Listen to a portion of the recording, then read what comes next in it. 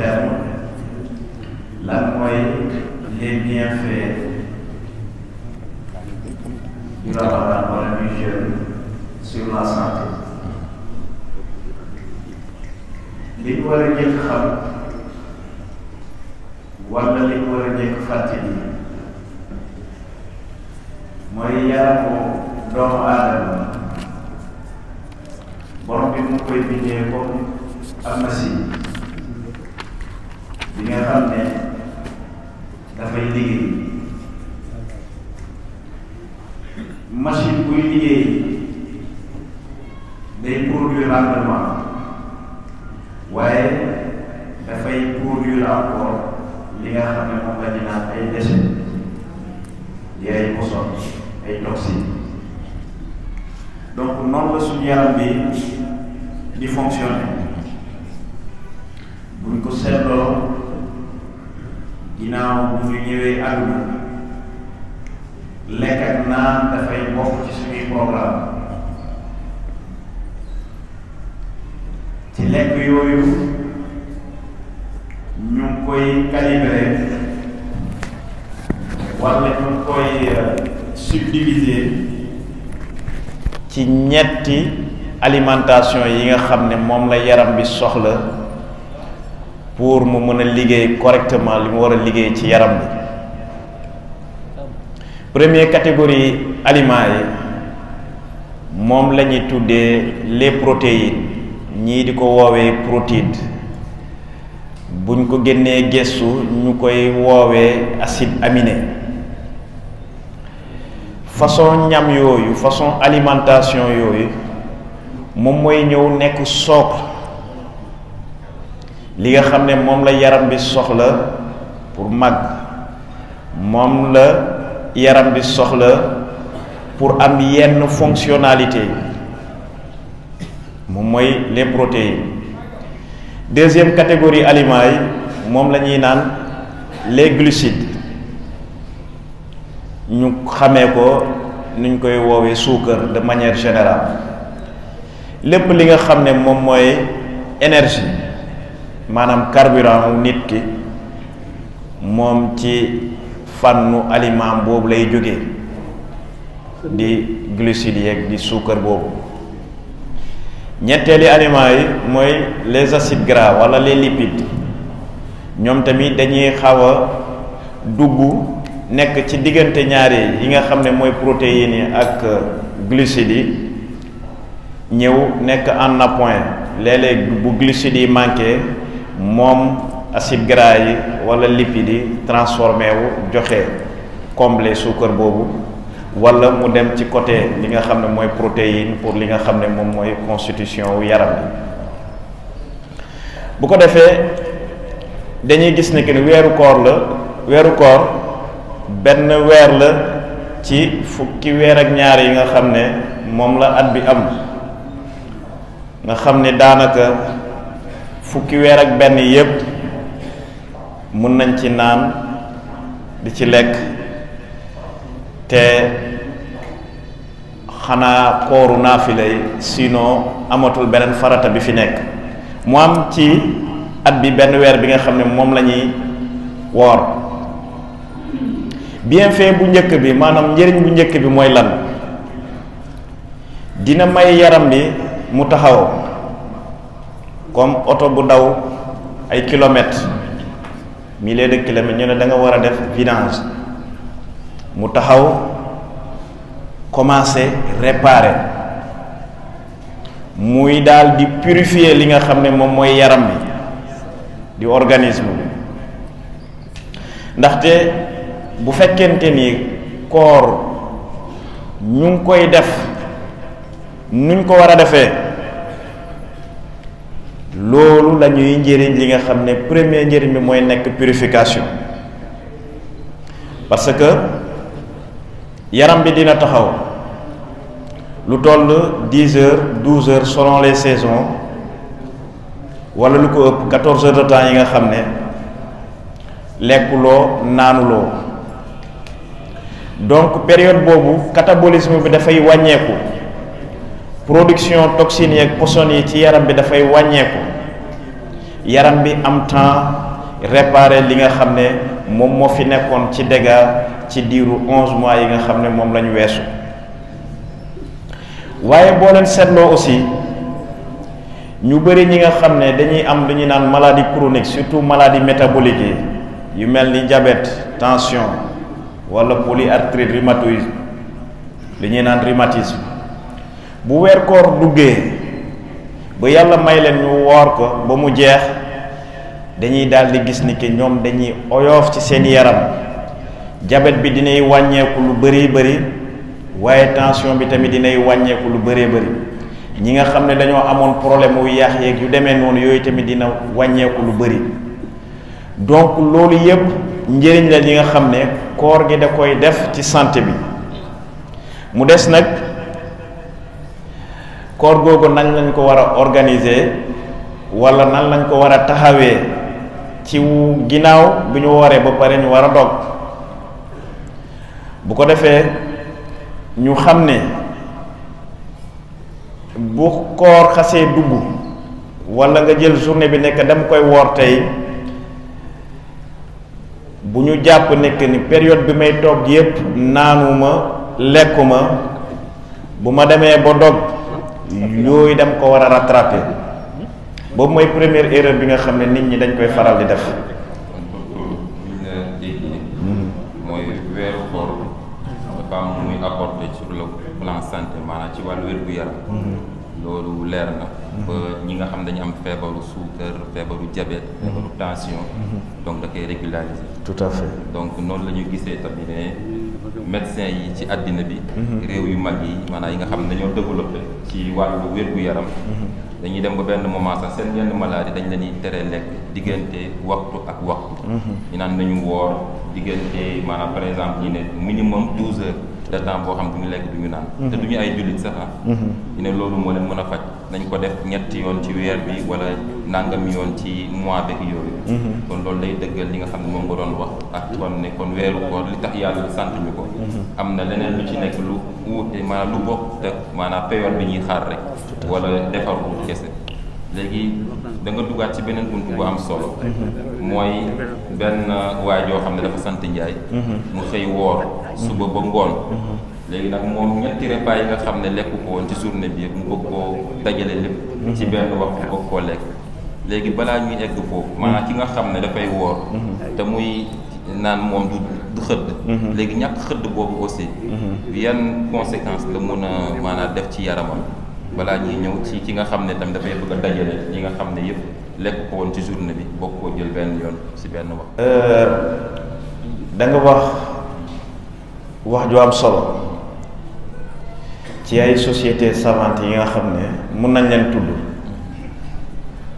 bi ci gën a siiw ay américain la société savante américaine la di yëngu ci wàllu maladie métabolisme surtout ci feebar yi ñu naan polyarthrite rhumatisme maanaam rhumatisme ñoom seeni faj ay médicaments yu diis lañ lay jox maanaam yuy yëngal yaram bu baax dañuy dem ba gis ne que ni pour soulager douleur boobu ci yax yuy metti yooyu utiliser nañ façon garab yi nga xam ne moom moo fi nekk de manière conventionnelle waaye taxul ñu am résultat yi nga xam ne moom lañ ci seet moom lañ ci bëgg ñu xamuñu par ban mécanisme mais ñu commencé di leen digal ñuy woor nga xam ne ci journée bi da ngay toog 12 heures de temps doo lekk doo naan wala boog ñii ni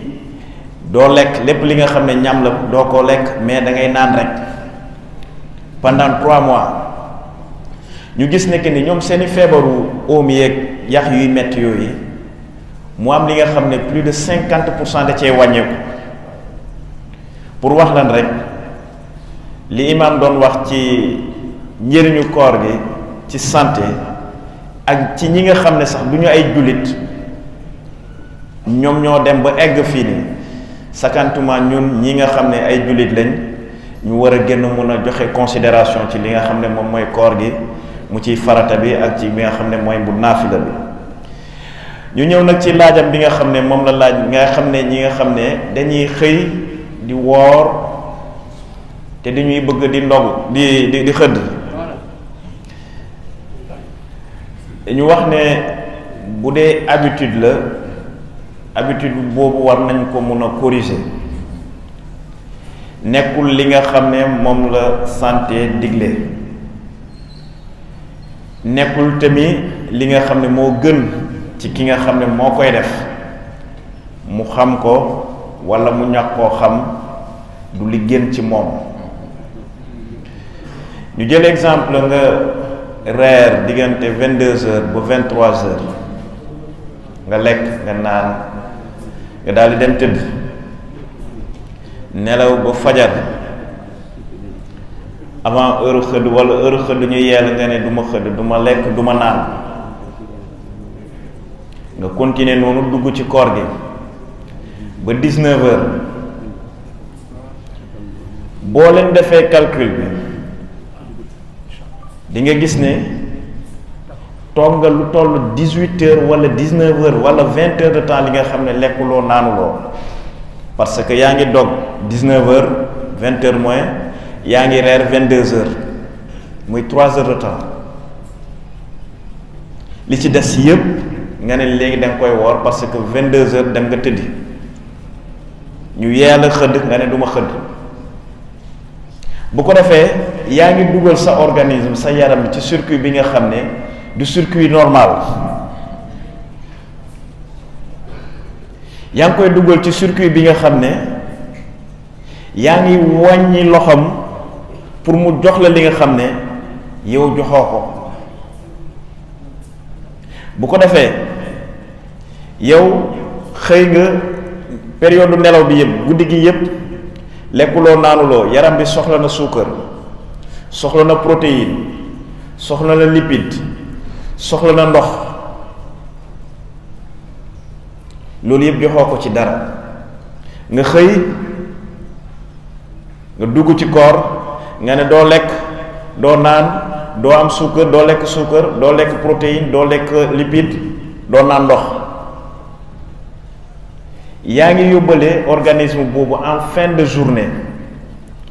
jëlee ko li toll ci 15h jëm kaw yaa ngi bëgg a créer benn problème bi ñuy naan déshydratation maanaam manque ndox ci yaramu nit hypoglycémie manqué suukar ci yaramu nit ak manque de lucidité yaram bi nu mu naroon a fonctionner mënatu ko fonctionner bu ko defee loolu boo naree topp weeru koor bi noonu avant fin wu weer koor mën na am jural la ay gàllankoor ay jafe-jafe surtout bu fekkente ni mag nga mag moom alhamdulilah ñoom bëriwul ci ñoom ñi nga xam ne dinañ woor te duñu xëdd boo koy seetlu ci ndaw yi nga koy gën a gis li leen koy yóbbee tamit lu bëri duñ ko sentir seen yaram parce que dañ cee toll waaye du li nga xam ne moo gën li gën mooy heure xëdd bu jotee ñu jóg préparer ko du damay jóg rek dañ may yee rek ma toog rek jël ndox bi naan jël li may lekk déedéet da nga koy préparer da ngay yeewu ba pare nga préparer organisme pour li nga xam ne moom nga war a jël si 5 minutes 10 minutes jóg nga bu dee da ngay jàpp nga jàpp ñëw toog xoolaat xool circuler tuuti organisme yaa ngi koy préparer bu ko defee nga jël ndox walla li nga xam ne moom mooy xëdd bi foofu dañuy préférer li nga xam ne moom mooy ñam ñi nga xam ne dañoo bari fibre bu dee ci dëkk kaw yi la dañuy naan yu mel ni fonde lu baax la ñamu suukar tamit dañ koy bëgg ci xëdd parce que dafay mel ni da ngay def plein réservoir bi nga xam ne mooy carburant bi nga war a nekk ak moom pendant 12 heures 13 heures 14 heures de temps yi nga xam ne war na la mu la supplémenter waaye bu ñu fàtte ndox muy li nga xam ne ndox wala ay façon jus yi nga xam ne mun nañ ko naan wala ay façon meew yi nga xam ne mun nañ ko naan bu fekkente ni amuñu problème colopathie donc ci gàttal imam point boobu lu essentiel la ci santé. Normalement kenn warul dugg ci koor te xëdduloo loolu mooy obligation bi, mooy li nga xam ne moom moo war a nekk, muy kooru naafila muy kooru Ramadan, waroo dugg ci koor te xëdduloo. léegi ci foofu yonent bi nee na baax na lool xëddu jullit bu doon tàndarma te nee na it loo ñàkk xëdd boo demee ba mënoo sax te dina nga góox ndox. yonent bi wax na xadis yooyu. imam day yokk nekk ni yonent bi sallallahu alayhi wa sallam daanoon na recommander nit ñi ñuy xëddee tàndarma. boobu tamit dañuy taxaw foofu joxe ay ngëneel yi nga xam ne sur le plan médical dafa nekk ci tàndarma. dafa nekk fruit bi nga xam ne dafa riche ci suukar, ci glucide, waaye dafa am ay oligo éléments, loolu ay xeetu vitamine la yi nga xam ne mu ngi ci biir. mun nañ ne boo jëlee tàndarma boole ko meew yaa ngi am un repas plus ou moins complet, kon loolu nit ñi mun nañ ci bàyyi xel. macha allah ñun gis ngeen dégg ngeen lu docteur wax wuutewul ak li diine jàngale, li Yonent bi sallallahu alayhi wa sallam jàngale. li moo waral njàngale borom bi subhanahu wa taala ak yenentam àddina mënta avancer développer xam-xam yaatu technologie avancée ba ñu romb seen jàngale, c'est impossible. gis ngeen dégg ngeen tamit li imam wax léegi ci wàllu xëdd Yonent bi sallallahu alayhi wa sallam muy wax ne même bu fekkente ne benn tàndarma sax ngay lekk wala da ngay guux ndox sax na nga ko def. moo tax Yonent bi sallallahu alayhi wa sallam dafay wax ni tasaxaru fa inna fi suxuuri baraka, na ngeen xëdd parce que ci xëdd dafa am barke bu ci nekk, mooy li docteur doon développé léegi. moo tax Yonent bi sallallahu alayhi wa sallam uutiya jawaami'ul kalim, day wax benn baat bu ndaw fekk baat ba yaa ngi koy jàppee lu simple, fekk ne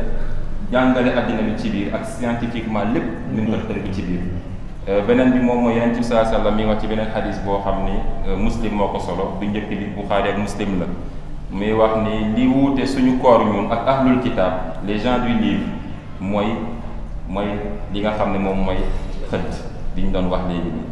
kon Yonent bi sallallahu alayhi wa sallam jàngaleem lu ne li ngi ci biir. kon docteur fi ñuy jeexalee benn question la, mooy wàllu ndogu bi. ndogu bi tam nan lay demee ba xam damay boole maafe beeg mburu beeg yàpp geeg omelette beeg saucisson beeg tàndarma beeg lépp daal ñu sant Njaay rek dañu am problème.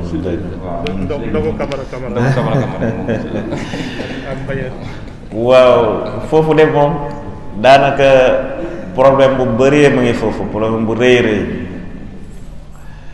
ndaxte niñ ko waxee ci xëdd bi am ay préférence, parce que ci tàmbali koor gi la am lu mu war a def ci yaram bi ginnaaw bu ñu nekkee ci koor gi. noonu la ñuy taxawee ci ndogu bi mu nekk njeexantalu koor gi, fin wu koor gi ci journée bi, am ni nga xam ne noonu lañ war a duggee tamit ci li nga xam ne mooy suñuy alimentation ba ñu mun a préparer journée suivante. li gën de manière générale mooy heure ndogu buy jot day fekk ni yaram bi manqué ndox, day fekk yaram bi manqué suukar, mooy ñaari constituants yi nga xam ne moom la heure ndog bu jotee moom la nit ki di gën a soxla. waaye foofu tamit dinañ taxaw tuuti, bu ñuy ndogoo soxla nañ ñamu suukar nga xam ne yaram bi demoon na commencé jël ci li nga xam ne mooy réserve bi, ñu ko war a mën a indil li nga xam ne moom mooy suukar boobu bu commencé di fonctionner normalement, parce que suukar c'est indispensable, moom mooy carburant wu nit. oto bu amul carburant du bouger, du tàkk. suukar aussi c'est la même chose. ñi nekk ci hôpitaux yi di ay fajkat, surtout ñi nga xam ne ñoom ñooy am problème mu diabète, nga xam ne suukar bi day yéeg, nu mu yéeg loolu du inquiété wu trop fajkat bi ba mu weesu suukar buy wàcc. suukar buy wàcc mooy musiba ci nit. lu bari nit buy faatu fa lay jaar suukar bu wàcc te nit ñi yéeguñu ko mu nekk quelques minutes quelques secondes yi nga xam ne dina ci mën a nekk yàlla jëlee ko fi. donc bu ñu eggee ci période ndogu bi nuñ bàyyi xel nekk ñamu suukar boobu soxla nañ ko waaye ndox tamit soxla nañ ko. léegi ñu commencé ci li nga xam ne mooy sunna bi xam ne tàndarma la wax nañ ko léegi nekk ñam ñi nga xam ne dafa am suukar bu nekk ci moom bu bëree bëri te suukar de qualité la bu ko defee boo jëlee muy ñett muy juróomi tàndarma nga yéey yooyu lekk loolu ba pare nga jël kaasu ndox bi nga xam ne ndox bu tàng la café la wala café ak meew bi nga xam ne tàngul torop waaye nekkul lu sedd aussi nga naan ko bu ko defee ñaar yi rekk war na doy pour nit ki ndogoo ko dem julli timis door a dellu kër ga am lu muy def waaye période boobu dañuy gis nekk ni boo gisee nu bari ñu sant Cissé ak ñu sant Touré ak Sambène yi dañuy tardé julli timis bi am na benn imam Mbayeen fii dafa ñëw nekk dañuy yokk suñu heure prière bi imam bi nekk déedéet fekkee naa ko fii parce que bu mu ndogoo day bëgg naan ndox lekk tàndarma lekk saucisson lekk merguez fonde bi ñëw ndox bi ñëw loolu yëpp jël taan après jóg dem jàpp war a ñëw day fekk ñu julli timis donc imam Mbay bu dee yàgg may dégg na ngeen xam ne lekk tàndarma naan tuuti ndox bu tàng bu ci xajee 1 minute 2 minutes après nga naan ndox bu sedd yaa ngi stimuler yaram bi nekk li ma la imposé woon jeex na dalay laajaat est-ce que jeex na nga ne ko waaw jeex na nga circuler tuuti li nga ko jox noonu mu adapté loolu ci circonstance bi dem julli ñëw def ay mouvement bu pare boo ñëwee toog wax nañ fii nii li gën a baax période boobu mooy crudité ñi koy def ci ñun bëriwut bu dee am na mooy crudité mooy li nga xam ne ay légumes yi nga xam ne togguñu leen mooy tomate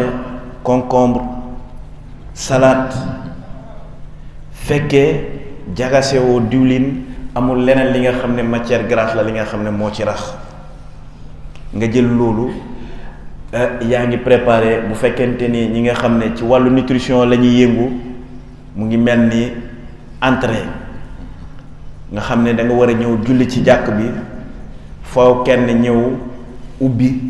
bunt yi ubbi fenêtre yi jël disposition yëpp teg ndax lan mbooloo moo war a dugg ci loolu boo ko defee nga joxaat ko 30 minutes 1 heure de temps nga door a plat de résistance bi door a ñëw.